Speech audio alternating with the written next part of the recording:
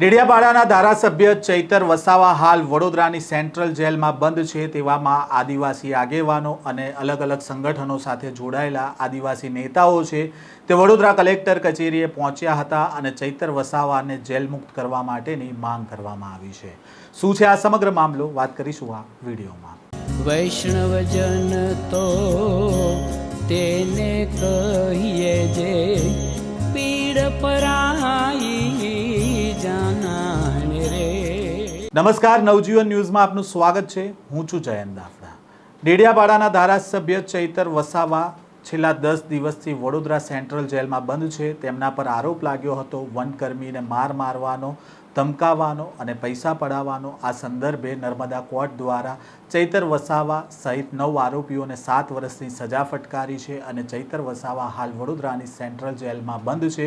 તેવામાં અલગ અલગ આદિવાસી સંગઠનો સાથે જોડાયેલા આગેવાનો છે તે વડોદરા કલેક્ટર કચેરીએ પહોંચ્યા હતા અને ચૈતર વસાવાને જેલ મુક્ત કરવા આવે તે માટે આવેદનપત્ર કલેક્ટર મારફતે રાષ્ટ્રપતિ સુધી પહોંચાડવામાં આવ્યું છે। પહેલાં તો આ સમગ્ર મામલાને લઈને શું કહી રહ્યા છે આદિવાસી આગેવાનો જે વડોદરા કલેક્ટર કચેરીએ પહોંચ્યા હતા, તેમને સાંભળીએ। વસાવાને જે સજા થઈ છે, જે મતલબ આટલી મોટી સજા હોય જ ના શકે, એક લાફો મારવા માટે જો આટલી મોટી સજા થઈ છે તો એ માન્ય ના ગણાય। એના માટે અમે લોકો આજે આવેદનપત્ર આપવા આવ્યા હતા કલેક્ટરશ્રીને અને અમે આગળ પીએમને મોકલીએ છીએ કે એમને ન્યાય મળે અને અમને પૂરેપૂરો ભરોસો છે કે ન્યાયતંત્ર અગર કોઈના દબાણમાં નહીં હોય તો અમને પૂરેપૂરો ન્યાય મળશે જ। કલેક્ટર સાહેબે કહ્યું છે કે હું તમારું આ નિવેદન જે છે એ આગળ મોકલી આપીશ અને તમને જે સહાય થશે હું કરવાની કોશિશ કરી રહ્યો છું।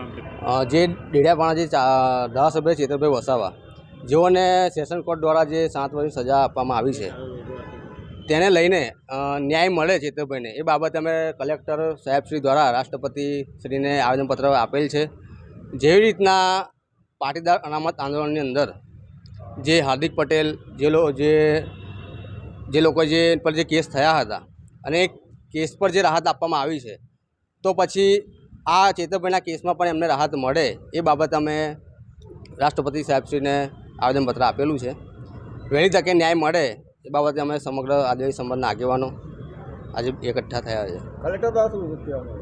કલેક્ટર સાહેબે કીધું કે જરૂરથી અમે રાષ્ટ્રપતિ સાહેબશ્રીને અમે તમારું આવેદનપત્ર મોકલીશું અને ન્યાય મળે બાબતે અમે રજૂઆત કરીશું। હું ઘનશ્યામભાઈ મેલસંગભાઈ વસાવા, ભારત આદિવાસી પાર્ટી અને અમારા સાથી મિત્રો છે એ અલગ અલગ સંગઠનમાંથી આવેલા છે।